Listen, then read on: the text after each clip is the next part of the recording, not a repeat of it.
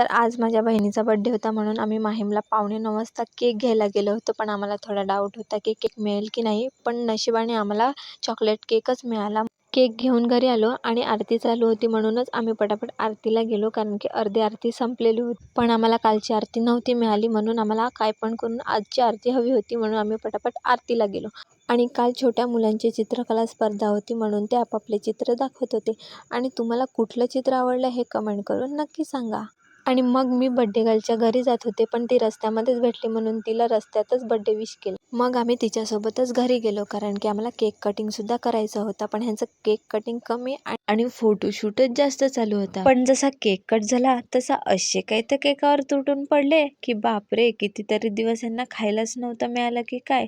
आणि मग बर्थडे गर्लला काही राहिलं नाही म्हणूनच ती गिफ्टची अनबॉक्सिंग करत होती. आणि तिला ही फ्रेम इतकी आवडली की तिची खुशी तर बघा. तर आज तिला एक नाही तर 2-2 फ्रेम मिळाले होते म्हणूनच तिची खुशी डबल झाली होती. मग आम्ही गावामध्ये गरबा खेळण्यासाठी गेलो होतो, पण इथे येऊन बघतो तर तारपकरी आले होते. आमच्याकडे तर दरवर्षी येतात, तुमच्याकडे पण येतात का? कमेंट करून नक्की सांगा. असा होता माझा आजचा दिवस. तुम्हाला हा व्हिडिओ कसा वाटला कमेंट करून नक्की सांगा. भेटूयात नेक्स्ट व्हिडिओमध्ये. तोपर्यंत टाटा बाय बाय.